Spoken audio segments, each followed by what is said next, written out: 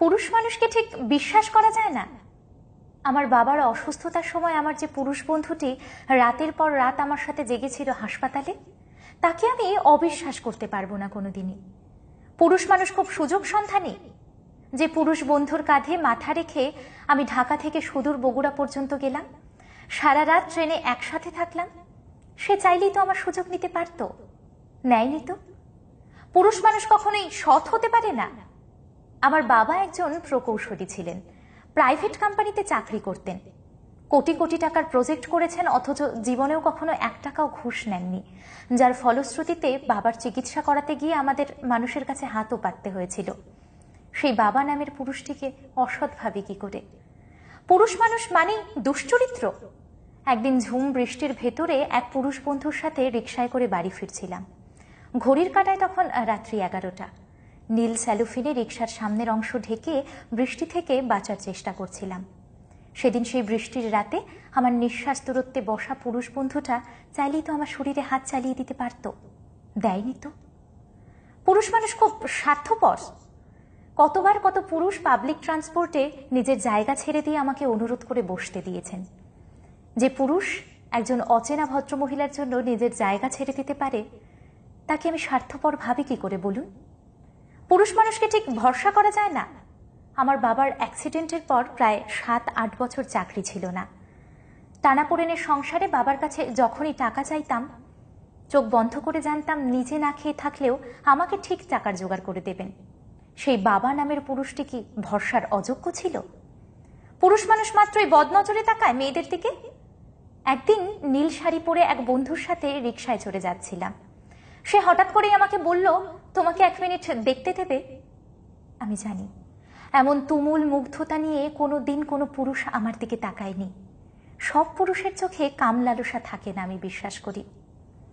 পুরুষ মানুষ মেয়েদের দিকে সম্মান করতে জানে না। এক পুরুষ আমাকে ভালোবাসে, একতরফা ভাবেই ভালোবাসে। তাকে কিছুতেই আমার জীবন থেকে সরাতে পারছিলাম না বলে একদিন ভীষণ অপমান করেছিলাম। সে মাথা নিচু করে আমার সব অপমান সহ্য করছিল। আমার তখন আরো রাগ হলো, কেন সে আমার কোনো কথার প্রতিবাদ করছে না। সেদিন সে আমাকে চমকে দিয়ে বলেছিল, নারী মানে তো দেবী, দেবীর সামনে কখনো উঁচু গলায় কথা বলতে নেই যে। পুরুষ মানুষের কাছে কোনো মেয়ে নিরাপদ নয়। সেদিন ছিল 21শে ফেব্রুয়ারি। এত ভিড় বইমেলায় আমার সাথে সেদিন যে পুরুষ বন্ধুটি ছিল, সে আমাকে স্পর্শ না করেই আমার শরীরের দুপাশে হাত রেখে আমাকে সেই ভিড় থেকে বের করে আনলো, যাতে অন্য কোনো পুরুষের সুযোগ সন্ধানী নোংরা হাত আমাকে ছুঁতে না পারে। আমি কি সেদিন সেই পুরুষ বন্ধুর কাছে নিরাপদ ছিলাম না? পুরুষ মাত্রই ডোমিনেটিং স্বভাবের।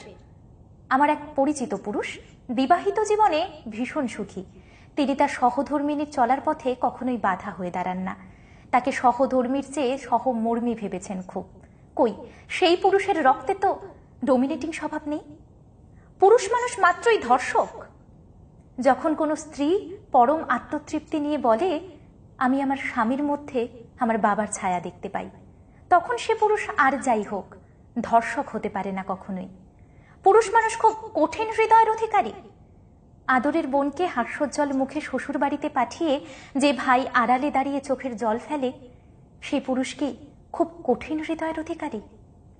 এই পৃথিবীতে যেমন ধর্ষক পুরুষ আছে, দুশ্চরিত্র, সুযোগ সন্ধানী, স্বার্থপর, নোংরা পুরুষ আছে, তেমনি আছে ভরসা করার মতো বাবা নামের পুরুষ, বিশ্বাস করার মতো প্রেমিক নামের পুরুষ, বিপদে পাশে পাবার মতো বন্ধু নামের পুরুষ, প্রচন্ডভাবে আগলে রাখার মতো ভাই নামের পুরুষ। অবিশ্বাসী পুরুষদের মহামিছিলে কখনোই যেন এইসব সত্যিকারের পুরুষেরা হারিয়ে না যায়। তাই কবিতায় থেকো ঋদ্ধ পুরুষ, থেকো আমার শ্রদ্ধায়, আমার মননে, তুমুল ভালোবাসায় আর আমার ভরসায়। তুমি থেকো আমার ভরসায়।